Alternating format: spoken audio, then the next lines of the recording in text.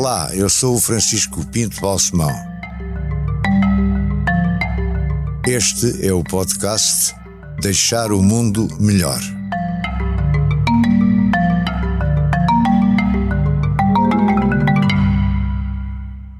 Meu caro Presidente e bom e antigo amigo, é bom sublinhar este antigo porque realmente já nos conhecemos há muitos anos. Há muitos anos. É com muito prazer que eu tenho aqui neste programa, neste podcast, Deixar o Mundo Melhor. É um título sugestivo e, meu amigo, penso que tem contribuído para, à sua escala, ir deixando o mundo, o seu mundo, melhor. Eu gostava de começar pelo princípio, ou seja, pela sua juventude. Nasce em Dili. Em 26 de dezembro de 1949, em Dili, mas desde bebê ainda, creio, fomos para lá, um lugar muito isolado chamado La Cluba. Durante a tenra... Que distância de Dili? De Dili, bom, naquela época só se fala em distância de tempo, quanto Sim. tempo chega lá. Ou vai-se a cavalo, leva pelo menos 2-3 dias.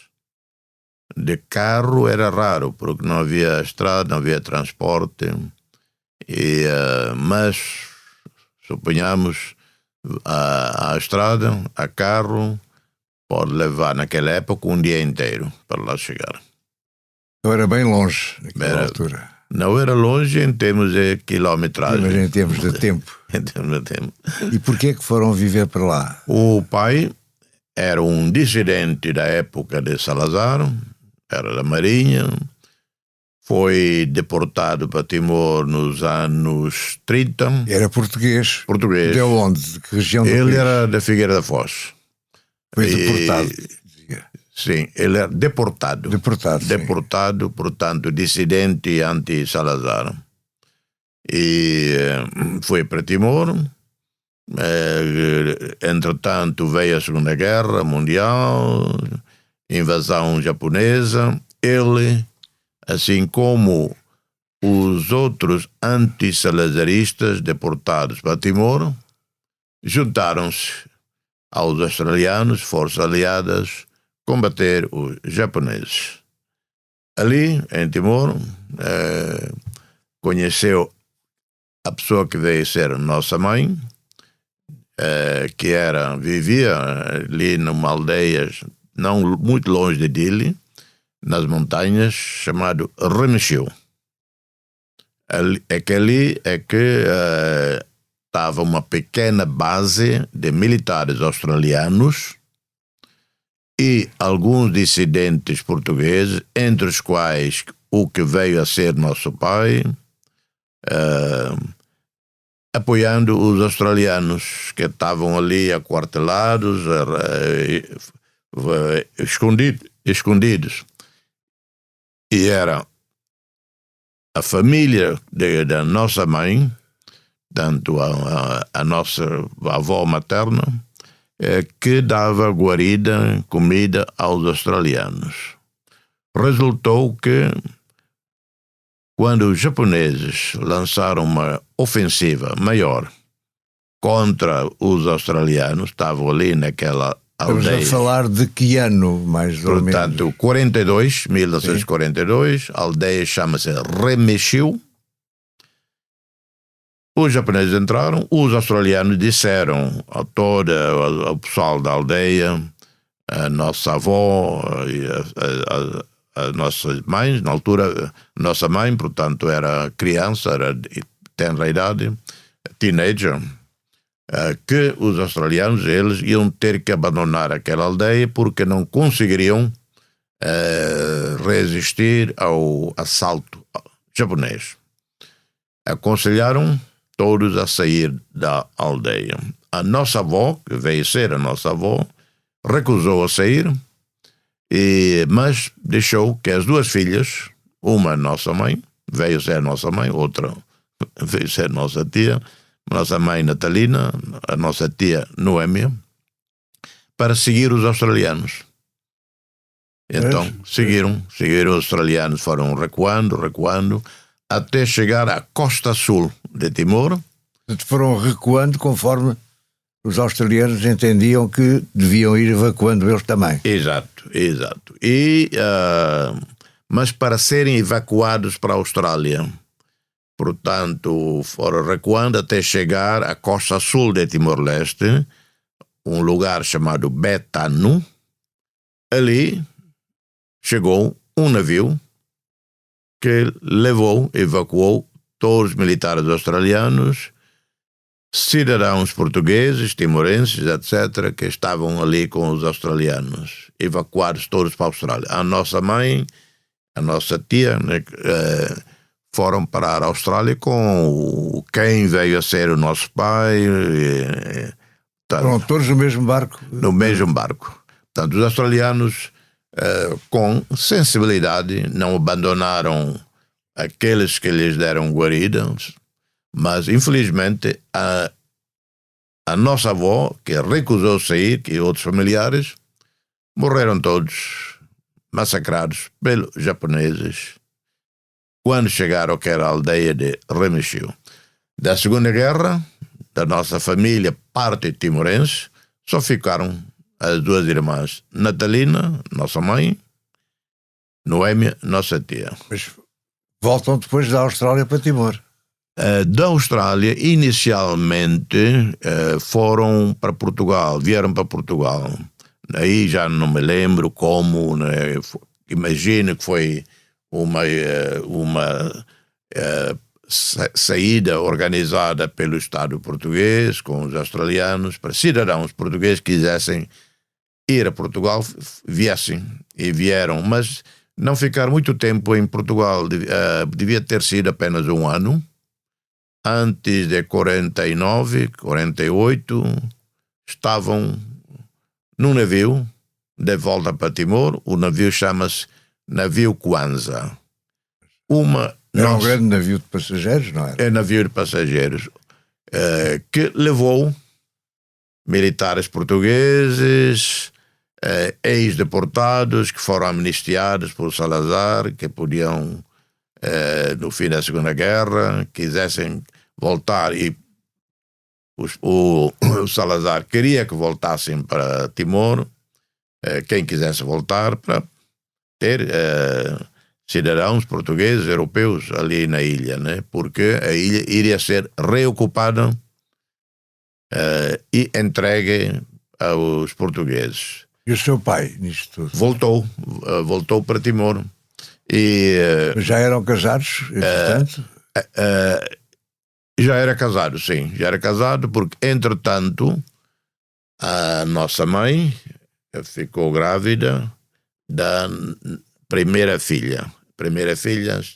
Nossa irmã, chamada Romana, é a mais velha. Nasceu no passaporte dela, no bilhete de identidade, certidão de nascimento, diz ali nacionalidade portuguesa, mas lugar de nascimento diz a bordo do navio Kwanza, longitude tal, latitude tal. Foi efetivamente assim? Sim, está assim. Nasceu a bordo do Kwanza. A bordo do Kwanza, e como não é um país, não nasceu, ele nasceu a bordo do Kwanza, latitude tal, longitude tal. Claro, o navio Kwanza deixou de existir. Portanto, eu gostaria de ter essa naturalidade, esse passaporte inédito. Sim. Mas a nossa irmã é a única privilegiada que voltaram para Timor, e por cá o pai ficou, morreu cá, a mãe faleceu há poucos anos. Nascemos todos em Timor, fomos muitos. E da mesma mãe, a nossa grande heroína, mãe Natalina, que sobreviveu à ocupação japonesa, sobreviveu à invasão indonésia mais tarde, foi para as montanhas com a Fretilin. Ela faleceu há poucos anos, há 4 anos, em Timor-Leste. Mas conserva dela, e com toda a razão, uma grande e grata memória. É verdade, é verdade. E ficou, a família toda ficou em Timor-Leste, e quando eu nasci, em 49, claro, eu nunca me lembrei de Dili, portanto, só lembro de La Cluba, de Barique, de Manatuto, de Soibada, lugares muito remotos. E como é que foi a sua vida escolar no meio disso tudo? Primeiro, Missão Católica de Soibada. Entrei tarde, não havia pré-primário, onde nós vivíamos. E os pais decidiram mandar-me para a Missão Católica de Soibada, que não tinha pré-primário. Então entrei, tinha pré-primário, só que não aceitava a idade menos de 6, 7 anos de idade. Então só entrei para o pré-primário, fazer o ABC e cartilha, aos 7 anos de idade. Eu lembro do livro, diz O Gato das Botas, Sim. e por um senhor chamado, autor do livro, Janeiro Acabado. Sabe, a nossa mãe só falava téton conosco, o nosso pai praticamente não falava. E quando eu e os irmãos fomos para a Soibada, não sabíamos uma palavra de português. Ao fim dos meses, quando Mas com o seu pai é que ligou falava? ele falava com a mãe em português, a mãe entendia, mas a mãe falava mais téton conosco, e brincávamos com as Brincavam crianças. em téton. Em téton, falávamos em téton. Quando chego a Soibada, não dizia uma palavra de português. Mas quando pude ler, uns meses depois, ali, o título do livro, O Gato das Botas, e o autor, Janeiro Acabado. Então, eu todo excitado, eu disse aos meus colegas, olha, em janeiro vamos embora, porque janeiro acabado, não há mais escola. Todos contentes, em janeiro iríamos embora. Afinal, chegamos em janeiro e... então vinha saber que afinal era o nome do professor que escreveu o livro. Desse tempo ainda conserva amigos ou já são pessoas que desapareceram? Sim, ainda alguns vivos da minha idade, mas muitos morreram durante a guerra. E a seguir vai para Dili, mais tarde? Sim, exato. Acabo a 4ª classe em Soibada, 6, 7 anos em Soibada, com distinção, e vou para Dili, porque Dili era onde havia o único liceu de qualidade, professores vindos de Portugal, normalmente esposas de militares portugueses despachados para Timor-Leste, e esses professores, essas esposas eram licenciadas, formadas, era gente muito boa, muito competente. A qualidade era inquestionável. E então faz 7 anos de liceu. Exato. Em Dili. 7 anos. E depois não tive possibilidade de vir estudar fora, eu queria. Eu arranjei logo primeiros empregos. Primeiro emprego... Qual foi o primeiro emprego? Primeiro emprego, sabe? Concorri para uma vaga que havia no Centro de Informação em Turismo, que precisava uma espécie de repórter para escrever notícias e fazer fotografia. Eu, na altura, já queria ser jornalista. Aos 15 anos já sabia que queria ser jornalista. Para concorrer para esse lugar, eu fui falar a um capitão português lá no quartel. Ouvi falar, está ali um senhor capitão, chamado Capitão Gaspar, que entende de fotografia. O senhor simpaticíssimo, não conhecia-me de lado nenhum, e ensinou-me fotografia, ensinou-me câmara, câmara Bolex Paiar, e ensinou-me laboratório. O homem tinha uma paciência, levava-me a sair para fazer fotografia nos bairros. Fiz o concurso, ganhei o lugar, aspirante assalariado, no Centro de Informação e Turismo. Meu trabalho seu primeiro trabalho. Escrever notícias, etc. E também porque eu gostava da rádio, consegui um lugar na emissora Radiodifusão de Timor. Só que não fiquei muito tempo aí, uns meses depois, 3 meses. Sabe o que é que me disseram? Eu não podia continuar a trabalhar ali, porque eu tinha um sotaque não português. Ele dizia, para a emissora oficial não pode ser um sotaque qualquer, tem que ser sotaque de Lisboa. Pronto, eu nunca estive em Portugal, nunca estive em Lisboa, como é que eu ia ter? Então disseram que eu não podia continuar. O diretor dizia assim, você quando fala português, fala bem normalmente, mas quando ouvimos você a falar na rádio, parece um Malbere a falar. Eu fiquei tão ferido. Afinal, eu sou o Malbere. Malbere é um nome real de gente, mas é pejorativo a dizer é um ignorante, um pé descalço. E então, qual foi a próxima etapa? Bom, continuei apenas do Centro de Formação em Turismo, mas não durou, tive problemas com o governo, com a PIDE. E aí já estava metido em política, em política, assim. Mas em 1970 eu procurava sempre estrangeiros, turistas, para conversar, praticar o inglês. Conheci lá um americano, viajante, por Timor, de New Jersey, me lembro dele, não lembro o nome, só lembro que é de New Jersey. Porque a primeira vez que ouvi falar em New Jersey. Ele convidou-me a jantar num restaurante Baucau, onde bebemos cerveja, depois fomos para o Hotel Resende, bebemos whisky, tudo pago por ele. Então, foram bebendo bem. E, claro, eu não estava habituado a beber, comecei a desbobinar sobre o regime português. Eu disse... todo tipo de asneiras que me veio. E, a dada altura, eu disse assim, espreitei para a janela, para a rua, deixa ver se está aqui um filho da PIDE que está a ouvir isto. Uns dias depois sou chamado a PIDE. Eu fiquei admirado. Os tipos tinham tudo, tintim por tintim, que eu disse naquela noite. Como? Deviam ter chamado todos e cada um contou, não é? E porque estava lá muitas pessoas, chamaram todos, alguém bufou. Portanto, não era uma conversa a dois com o tal... Não, num bar, estava lá vários portugueses, e eu falava, eles ouviam, e alguém devia ser o informador da PIDE. E o que é que a PIDE lhe fez?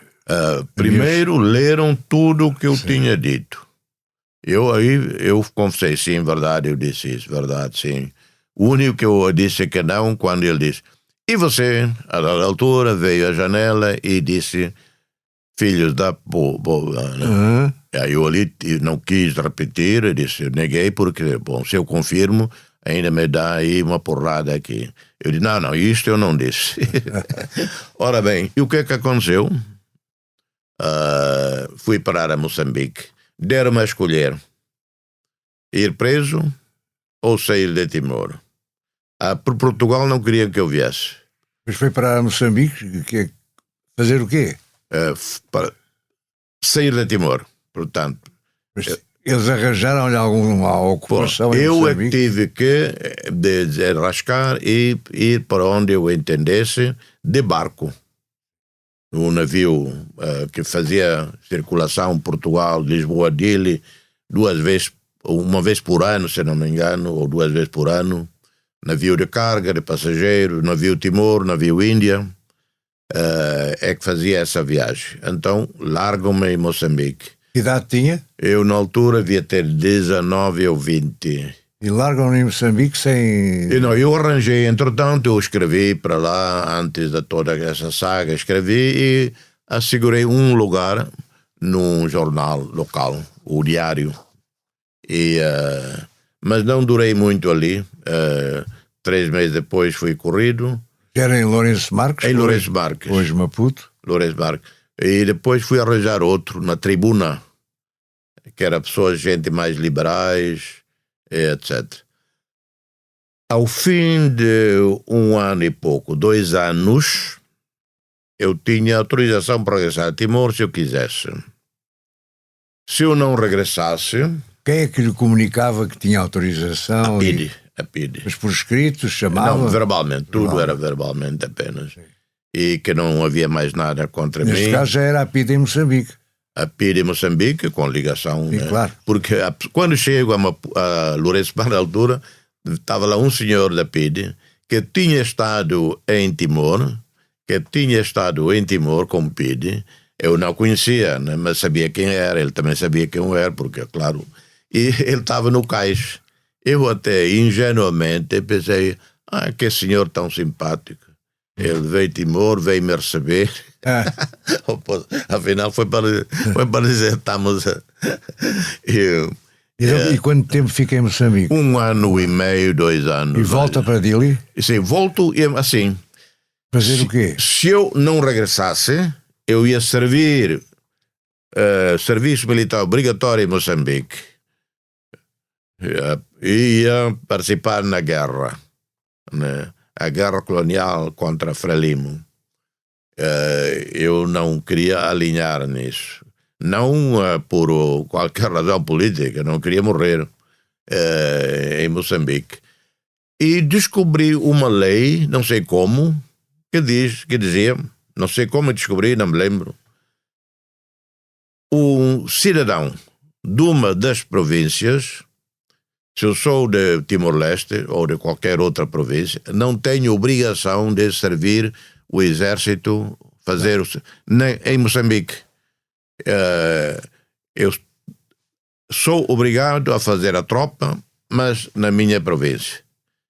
Então fui ali ao comando militar português, até me lembro, na porta diz ali comando recuado, e o general que estava ali, Melo Egídio, e o senhor simpático recebeu-me e disse, vim para pedir autorização para eu voltar a Timor. Pois, ele disse, ali não há guerra, não é? Não é por isso, eu quero autorizar-me a voltar. Chego a Timor, claro, fui fazer a tropa. Mas naquela altura, para voltar a Timor, tinha de esperar um barco? Sim, só de barco, exato. E eram os tais barcos que eram de meses em meses? De Moçambique para Timor, Moçambique, varia entre 2 semanas a 3 semanas. Só havia barcos muito de vez em quando. 2 vezes por ano. Pois é. E por coincidência, apanhei um barco, se não me engano, em agosto de 71, regresso. Enfim, mas a minha saga não terminou por aí. Um senhor, investigador português, professor Rui Feijó, há tempos, há um ano, escreveu-me a dizer, ele foi ao Torre de Tombo fazer pesquisa sobre Timor, deu com os relatórios da PIDE a meu respeito e disse, esse horta é perigoso, não comunga dos nossos planos ou ideais de Portugal. É melhor fazê-lo sair de Timor porque pode criar problemas. Ou está a criar problemas. E eu não vi. Ele viu e fez um resumo e me mandou. Então volta para Dili. Volto para Dili. Continuei. Sabe, quando volto, sabe quem eu conheci? Ângelo Correia. Entretanto, Ângelo Correia, jovem oficial, chega a Timor e é ajudante de campo do governador. O Ângelo Correia já conhecia da minha história, porque ele está a trabalhar com o governador, recebeu-me muito bem. Quem era o governador? Na altura, creio, era o governador, era ainda, primeiro, quando eu cheguei, ainda era Valente Pires, se não me engano.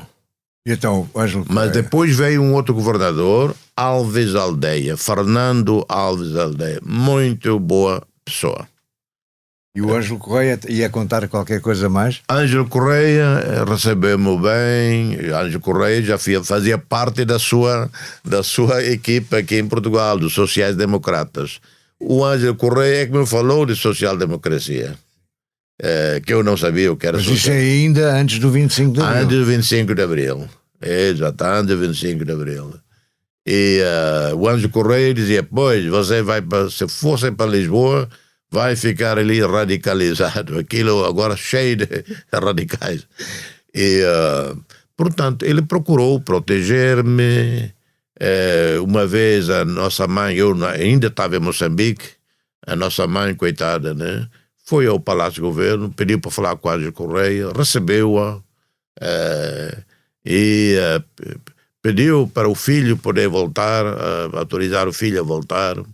E a nossa mãe, tanto depois contou-me, falou com um engenheiro, Anjo Correia, ajudante de campo, que foi muito simpático, recebeu. Enfim, essa história muito abreviada. Ainda estamos muito no princípio da sua vida. Foi muito mais. Entretanto, veio o 25 de Abril. Exato, mas antes do 25 de Abril, 14 de janeiro de 74, sai um artigo, uma entrevista minha no Northern Territory News de Darwin. Eu tinha ido lá por uns dias, autorizaram-me a sair, fui lá. Fiquei em casa de um jornalista, amigo, Ken White. Ele faz uma entrevista, não pensei duas vezes. Eu disse assim: dentro de 7, 8 anos, Timor português vai ser independente. Isso saiu com título? Eu esqueci da entrevista. A entrevista sai, o governador Aves Aldeia me chama. Muito zangado. Ele disse: você já fez tantas, eu sempre a procurar protegê-lo, mas agora é difícil. Essa entrevista já chegou a Portugal. Eu vou ver. Ele perguntou: o que é que você quer? Quer ir preso? Quer sair de Timor? Por favor, senhor governador, eu prefiro sair do que ir preso. Quem quer ir ser preso? Eu vou a Portugal e vou ver. Veio a Portugal. Ele apanhou aqui a revolta das Caldas. Volta para Timor. Que é em março de 70. Exato, ele volta para Timor. Fez um discurso a atacar a revolta das Caldas. Uma boa pessoa. Mas o 25 de Abril, o período radical, não perdoa. E ele não durou. Algum tempo depois foi recambiado para Portugal. Mas a seguir o 25 de Abril, dia 26, ele me chama. Você já não tem que sair de Timor. Porque naquela altura, né, antes de ele ir, ele dizia, né, o que de Lisboa vão dizer. De Lisboa disseram: saia de Timor, não vai preso, não vai para a cadeia, porque depois é mais escândalo. O governador diz: mais escândalo.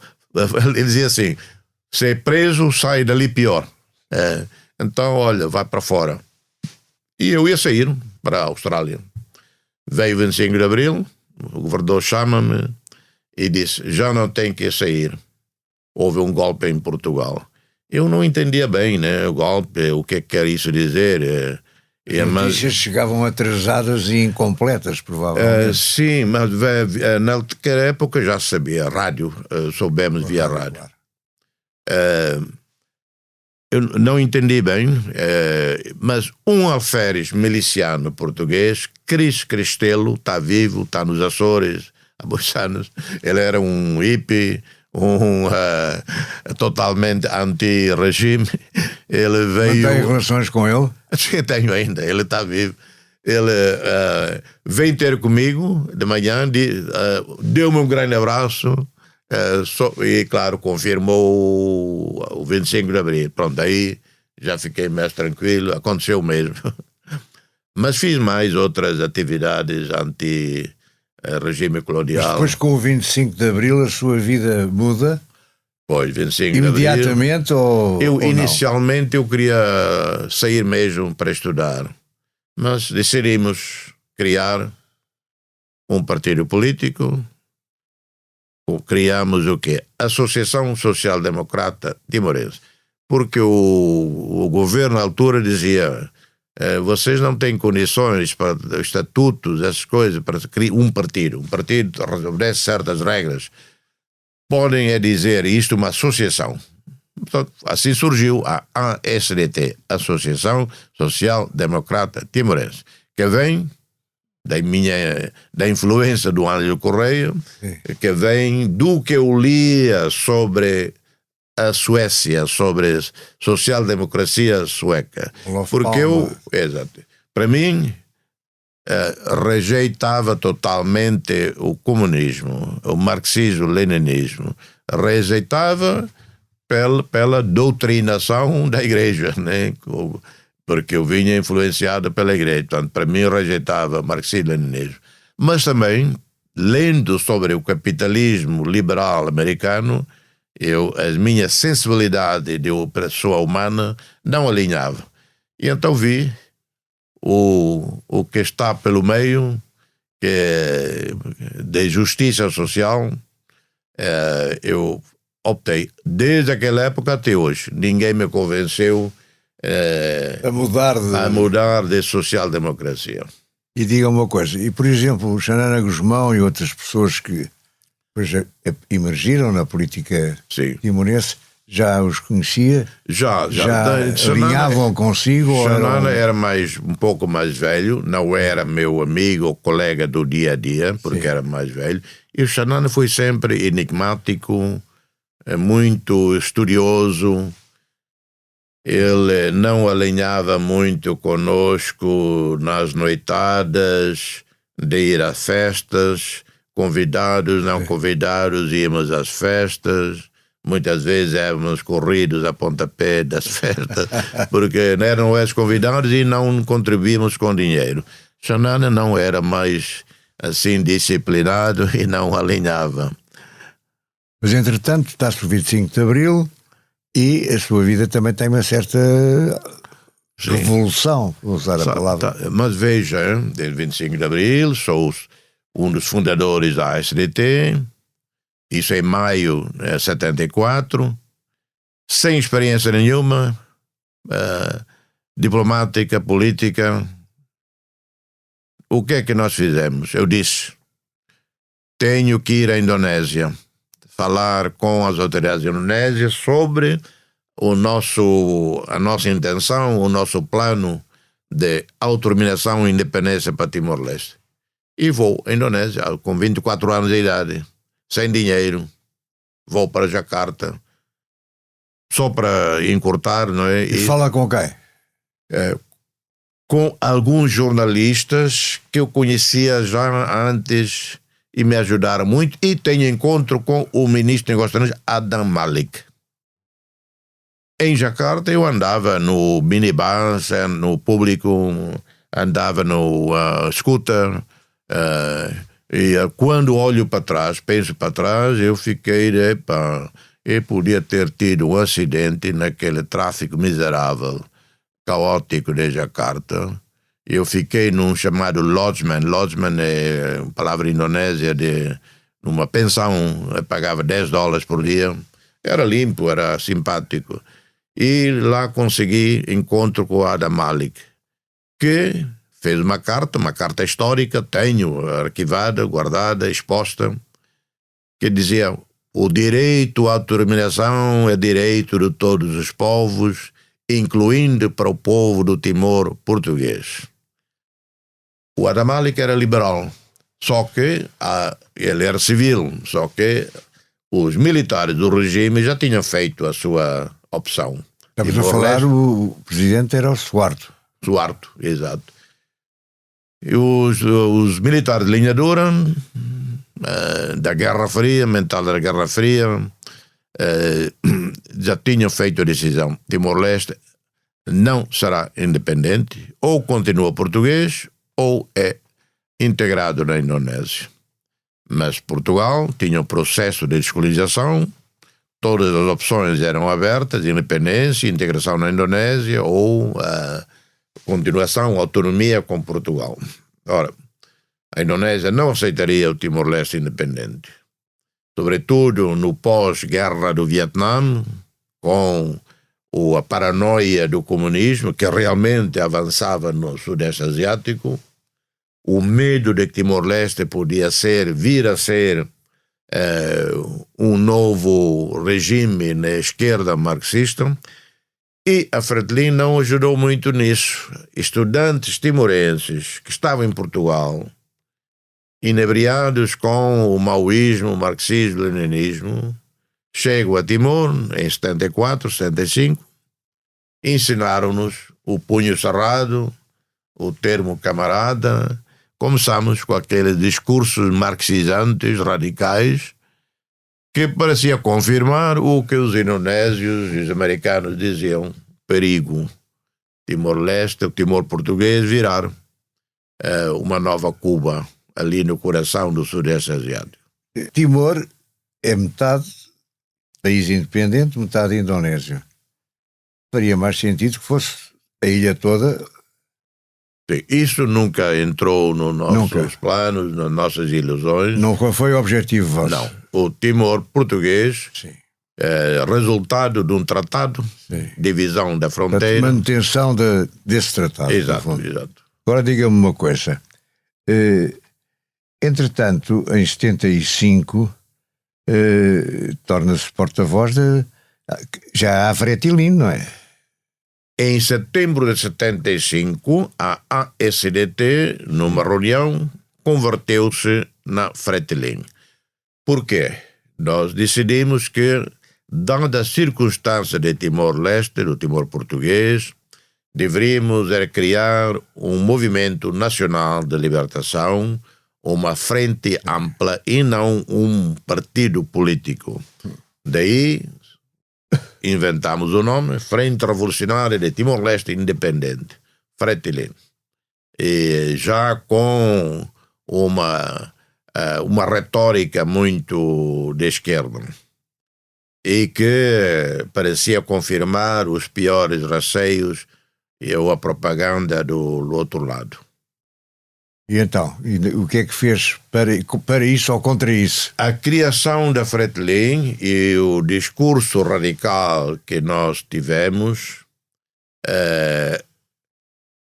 provocou reações no outro partido moderado, a União Democrática Timorense, UDT, formado por gente como o engenheiro Mário Crascalão, já falecido, o engenheiro João Crascalão, já falecido.